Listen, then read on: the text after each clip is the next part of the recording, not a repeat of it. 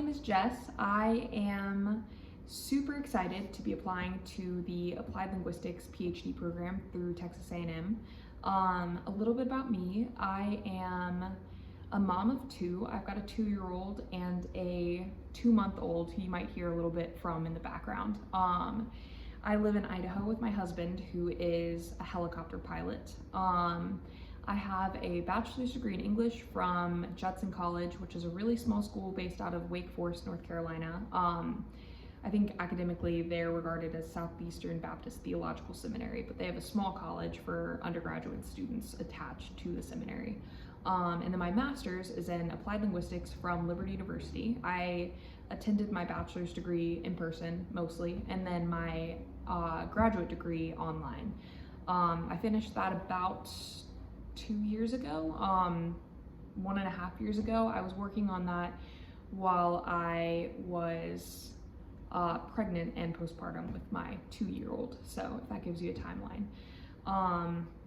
Yeah, I work at the College of Western Idaho as a writing consultant and AI specialist. We are the first ever college to have a specific AI department. So a lot of my job there revolves around helping students figure out how to use AI ethically within their papers, how to spot AI, and help students redirect the way that they study and the way they write papers, and then also just, helping students workshop their papers, workshop their writing skills, helping them figure out how to craft essays and arguments and do it effectively and write about what they're passionate about, which is my number one passion, which moves me into talking about my motivation for my PhD.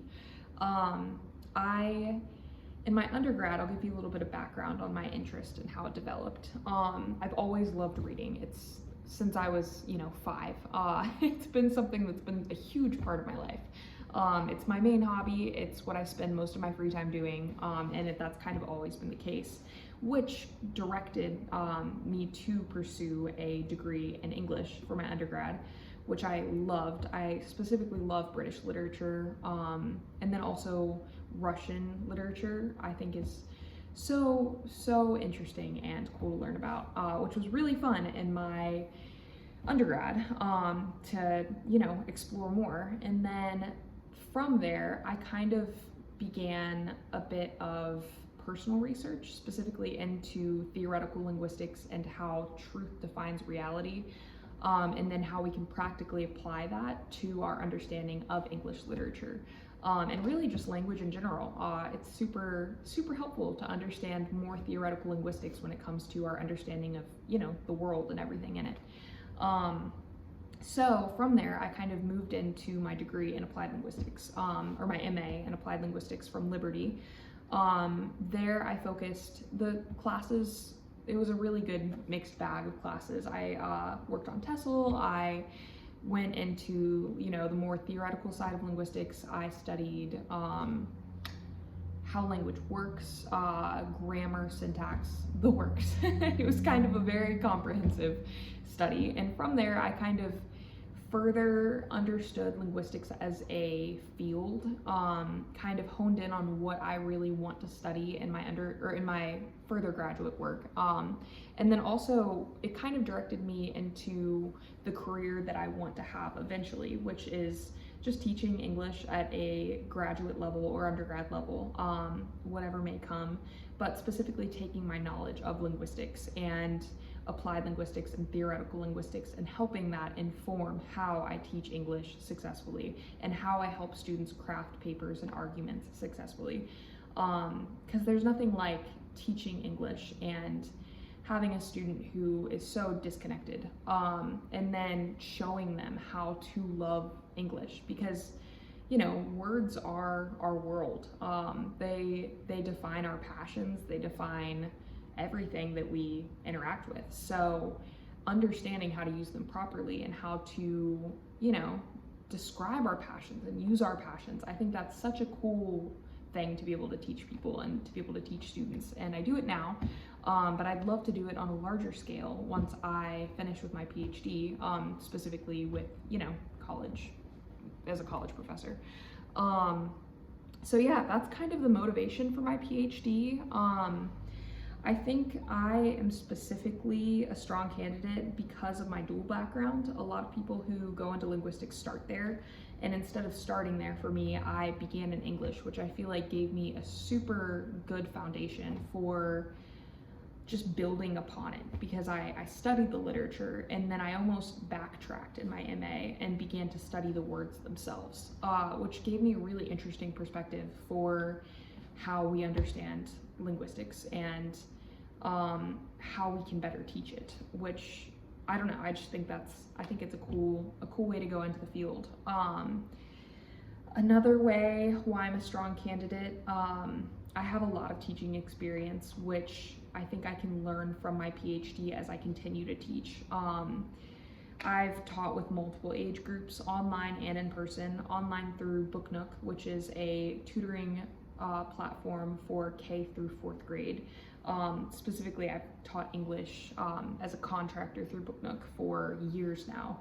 And then I also, CWI is a community college, so it has a huge diversity of students from different ethnic backgrounds, different phases in life. I teach a lot of parents, a lot of older people who are coming back onto the education scene, a lot of veterans, a lot of active duty military, which I think the study of linguistics can help me understand more about how to teach these different areas and these different ethnic groups, these different people in different phases of life, because I can truly help them understand how versatile language really is and how it can help them in their individual life circumstance. I'm trying to think some other ways why I'm a strong candidate for the program. It feels a little unnatural to be talking about my strengths, but I will try. I have a huge interest specifically in a research study that I hope that I can take into the program. If not, I'll figure something else out. But I would really love to study specifically how I can apply linguistics to literature and writing instruction, which I've already said quite a few times within this video interview. But in one sentence, that's kind of what my research interest is. So I already have a direction going into my PhD, which I feel like is also a good thing. And then I specifically love Texas A&M's program because they offer an online method of learning, which is kind of essential for me right now because I'm living in Idaho, which is a long ways away from Texas. And my family is not in the place right now where we can move states with the kids and my husband's job in aviation. It's just not really something that we can do. So Texas A&M offers that, distance learner PhD program, which is not offered too much within the nation. So I am super thankful for that. And I also love how your program bridges theory with pedagogy, or pedagogy. I should know how to pronounce that. But I think that y'all's specific professors that come into the program and the different areas that every professor on the roster offers, it's so nuanced and different, but I feel like there's a lot of TESOL in there. There's a lot of linguistic theory, specifically with humor, and AI. It just all kind of culminates into this really cool, well-rounded skill set that your professors have. So yeah, I just think that's super cool, and I'm super pumped about, getting to know the professors, fingers crossed, and studying with them and learning alongside them and being directed by them in my studies. My previous research experience, I worked specifically, so I didn't have to do a thesis for my master's, but I did have a master's project that I submitted part of or all of in my application, but I analyzed specific dialects in the East Coast of America. So I took a study group from the South, the Southeast, and then Middle East, I think specifically from Illinois, and then the Northeast, and kind of figured out how those accents differ through like diphthongs, I think specifically, which was super interesting. And I really had to I had to work with actual people to figure those things out and use linguistic software to parse the, words and specific sentences to try to figure out what little nuanced differences they had. And then I had to, come up with a discussion and a conclusion and all of that, which was, I've done that before, but it was really interesting specifically within linguistics. So I have a lot of research background. I have background in writing research or, doing research my own and formulating it into a paper, formulating arguments based on research. And then I also have a more unique history with research because I help students, on a daily basis figure out how to research. So not only am I researching myself very regularly, but I am also kind of formulating my thoughts and then showing other people how to research effectively and turn those ideas into comprehensive thoughts on a page, which is fun. It's really exciting to learn more about my own process as I teach other students. Let me think, other research experience. If you see me looking down, I have little notes to talk about, so let me figure out where I am.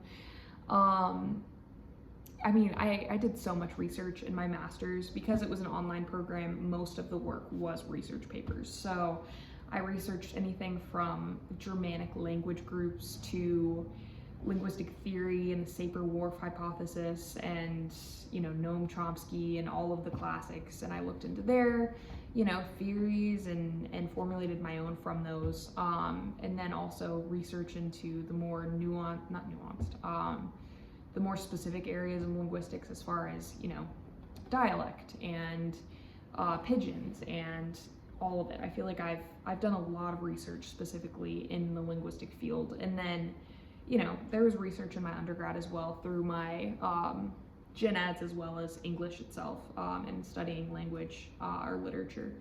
So I feel like I have quite the, what is the word?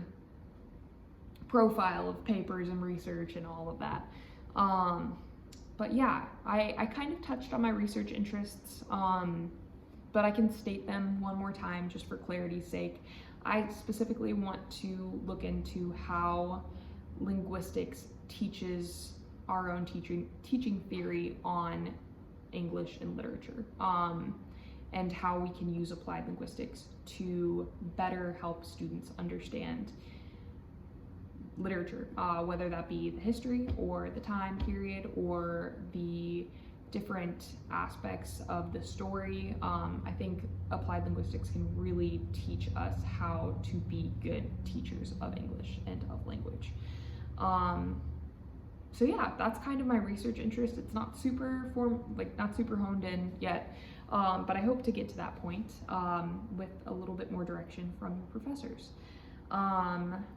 And then my teaching experience, again, I've touched on this a little bit, but specifically I've taught at Charleston Southern University. I was a writing tutor for about a year, then COVID hit and I got sent home and my whole direction for education changed.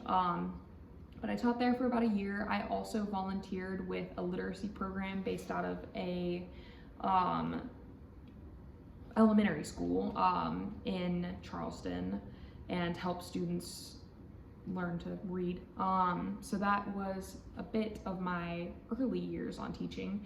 And then once I moved on to my graduate degree, I also began contract writing or contract teaching through Book Nook, where I taught K through 12 how to read, and specifically English. It was, the variety of what I taught was pretty big because I dealt with such a big pivotal part of, when you start learning to read and then building upon that. But I worked there, I've recently stopped, but I worked there for about 3 years. And then my now teaching is at Charleston Southern University as a writing consultant, which I feel like I get a very wide variety of teaching through that, because sometimes I, have to help a student proofread, other times I have to help a student brainstorm, I have to help students research with their, different parts of the the writing process that they're at. So I have a lot of experience with teaching. I don't have any experience with like teaching in a K through 12 setting at a school. That's never been a huge passion of mine, but I specifically love working with undergrad students. So I have a pretty extensive history there. I want to pursue the online option, which I've already kind of went over, but yeah, I'm not at a place right now where I can move, so I love that Texas A&M has that option for online teaching. If there was an opportunity for a kind of hybrid learning, I'd also be super interested in that. But I am more than happy to learn online. I have a lot of experience.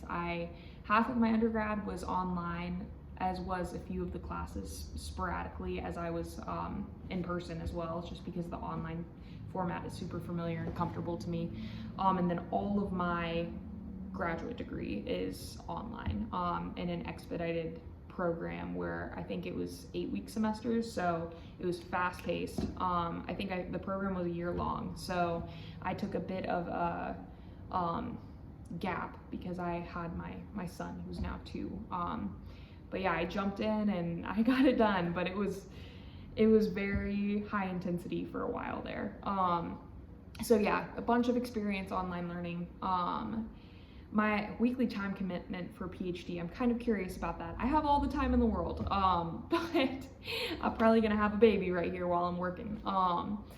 But I would imagine it's gonna be around 20 to 30 hours a week, which I feel well equipped for. I have babysitters in the toolbox and family and friends who can help out, as well as a husband who's super loving and supportive and actually pushed me to get this PhD. So I'm very thankful for my ability to put that much time into a PhD program.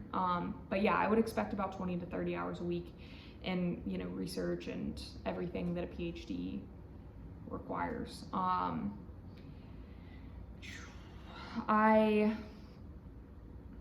Anything else? I mean, I don't think so. I probably should have prepared this section a little bit more. But yeah, I would love to be admitted into your program.